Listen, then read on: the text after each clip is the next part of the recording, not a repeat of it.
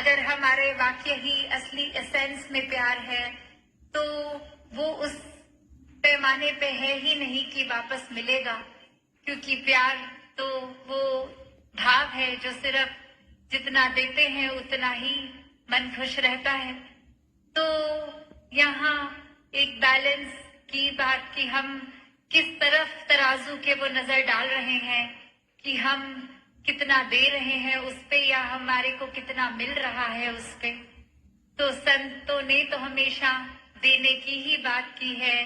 कोई सौदेबाजी, कोई शातिर मन दिमाग तो नहीं रहा संतों का, कोई फायदे नुकसान की बात तो नहीं करते। तो वैसे ही अपनी मन की अवस्था को भी हमें बनाना है। कैसे इस परमात्मा का हर हाल में संतों ने शुक्र किया है और हमेशा से एक वही कि अवस्था कुछ भी हो जीवन में, कोई भी उतार चढ़ाव हो, ये शुक्राना भाव ही बना रहे। कैसे एक कहानी जो सभी ने सुनी भी, एक उसका छोटे रूप में दासी अभी फिर से उसको रिविजिट भी करती है कि एक राजा एक अपने मिनिस्टर के साथ जा रहा जंगल में और वहां पे एक बहुत देर कुछ घूमना था उनको किसी वजह से, और अब घूमते घूमते भूख लग गई, धूप भी काफी थी और एक पेड़ नजर आता है जहां फिर वो डिसीजन होता है कि थोड़ी देर ब्रेक ले लेते हैं। कुछ इस पेड़ के ऊपर फल लगा हुआ है उसको खा लेते हैं, और अब जब पेड़ के नजदीक जाते हैं तो देखते हैं कि एक ही फ्रूट लगा हुआ है पूरे पेड़ पे, चाहे उस पेड़ पे पत्ते बहुत हैं, शेड मिल रही है, एक आसपास उनको वाटर सोर्स भी मिल जाता है, पानी का इंतजाम भी हो जाता है। पर अब भूख की बात है तो बस एक फल और दो व्यक्ति, वो मिनिस्टर और उसका ये राजा। तो अब ये भूख की पूर्ति कैसे हो? तो फिर भी वो राजा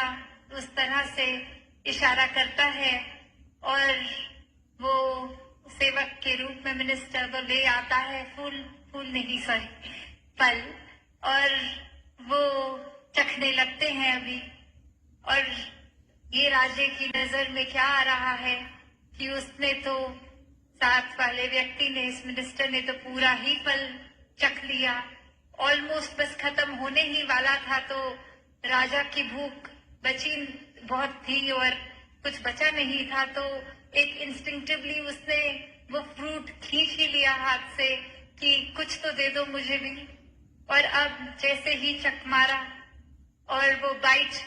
में वो फ्रूट इतना कड़वा, इतना खट्टा कि एक अचानक रिफ्लेक्स में वो स्पिट आउट कर दिया, वो थूक दिया गया। और वो एक सवाल नेचुरल कि ये इतनी सारी क्वांटिटी आपने अपने अंदर खा ली इस फ्रूट की, पर ये तो एक बाइट में ही नहीं अंदर जा पा रही। तो ये आपने उस समय कुछ ना शक्ल पे आने दिया, ना आपने ऐसा कुछ रिएक्ट किया। तो वही वो सेवक रूप उसका वो एक बात रखता है कि राजा, आपने मुझे सब कुछ दिया है और अगर आपने अभी सिर्फ एक हुक्म ही किया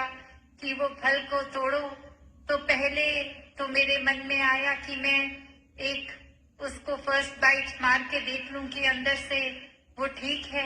और वो मीठा होना चाहिए और मैं आपके आगे पेश कर देता। पर मारते ही चक वो पता लग गया कड़वा है, तो मैंने खुद ही सोचा कि खाऊं आप तक ये आए ना, ताकि आपके मुंह का स्वाद ना बिगड़े। तो फिर राजा का वो सवाल कि चलो अगर तुमने ऐसे किया भी तो भी, या फिर डायरेक्टली भी बोल सकते थे तुम्हें पूरा खाने की जरूरत नहीं थी, तुम भी ना खाते, बोल देते कि ये ठीक नहीं है। तो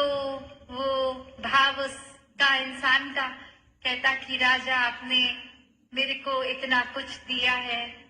और सिर्फ मेरे मन में शुक्राना भाव भी है। ये फल तो मैंने देखा तक नहीं था, आप ही की नजर पड़ी और आप ही का हुक्म था, और मैंने जैसे ही वो चखा, वो तब तक तो भाव स्वाद के ऊपर आधारित था, जब तक था कि एक ये पता लग जाए तो आपके आगे ही पेश करूं। पर जैसे ही लगा कि वो आपके लायक नहीं है उसका टेस्ट, फिर मैंने अपने मन से भी ये एक खट्टा कड़वा मीठा छोड़ दिया और खुद ही खाया, क्योंकि ये शुक्राना भाव है कि जिस राजे ने मुझे सब कुछ दिया है, आज उसके एक बार बोलने पे मैं अपनी ही दिमाग को लगाता रहूं कि ये कहा गया है कि खाना है और उसमें मैं नुक्स निकाल दूं, ये शिकवे करने लग जाऊं, तो फिर ये बात मैं कहाँ खड़ा हूँ जिसने सब कुछ दिया, उसी के आगे कंप्लेन करने लग जाऊं तो वो ठीक नहीं है। तो ये जहाँ एक इंसान का दूसरे इंसान के प्रति ही थैंकफुलनेस इतनी एक्सट्रीम लेवल की अगर हम इस एग्जाम्पल में स्टोरी में देख रहे हैं,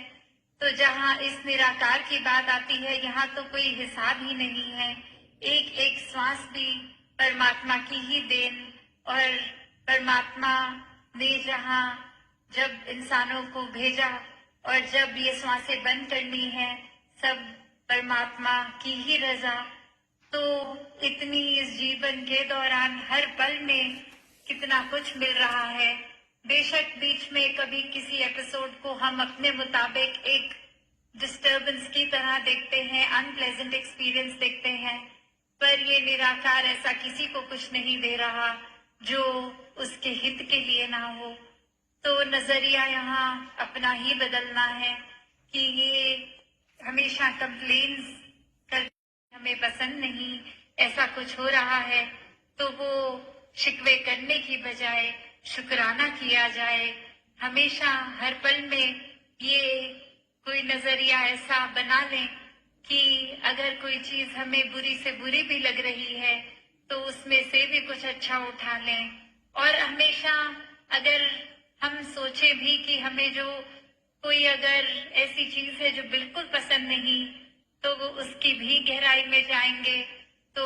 ऐसा कुछ नहीं है कि जिसमें से एक भी क्वालिटी नहीं छांट सकते।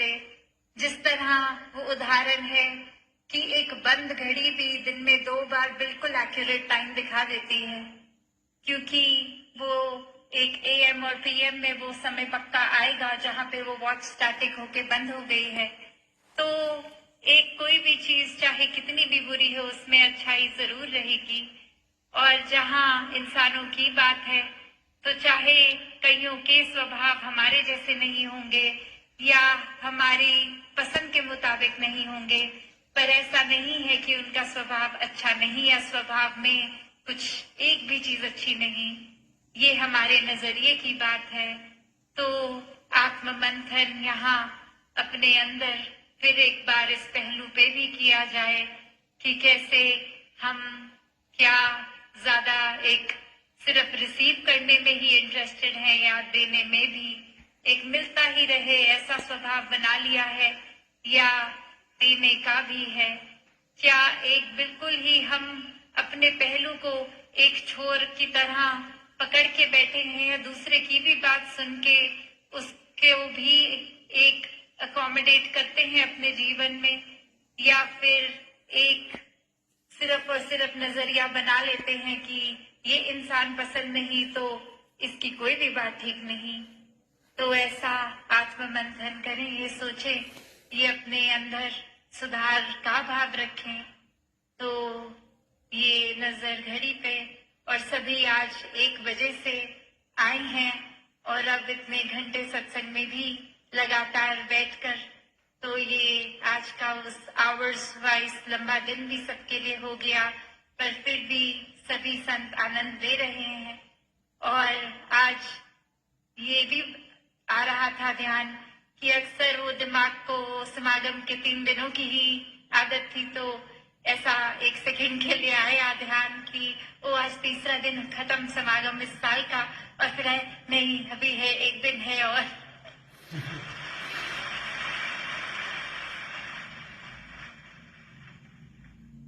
तो वो चाहे किसी न किसी कारण से, कितने महापुरुषों की वो चाहे वर्क कमिटमेंट्स हों, बच्चों के स्कूल हों, तो शायद चाहे वो कल का दिन भी पर कुछ अटेंड अगर नहीं कर पाएंगे, या फिर किसी वजह से नहीं आ पाए अपने घरों से, तो वो भी सेवा भाव है, वो भी रिस्पॉन्सिबिलिटीज हैं। तो सभी का समागम ये एक भाव से ही है। तो चाहे पहुंच पाए या नहीं, या बीच में से जाना पड़ा, सभी का समागम मुबारक है। और दासी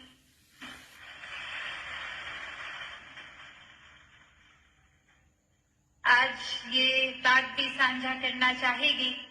कि ये दासी की जो एब्सेंस रही 5 महीनों की, आप संगत से फिजिकली दूर, तो ये एक स्वास्थ्य रूप की अरदास हर किसी की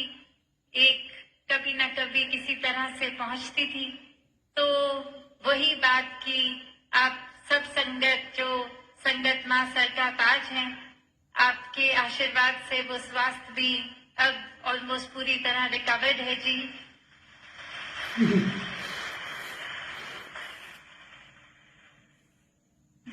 राजपिता जी यहाँ से कह रहे पूरी तरह ही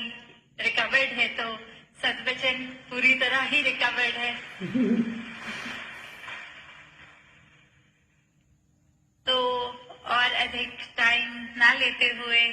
जहाँ कल भी दासी को अपने मन के भाव आपके समक्ष रखने का मौका मिलेगा, इन्हीं शब्दों से आपसे आज्ञा लेगी। साथ संगत जी, धन निरंकार जी।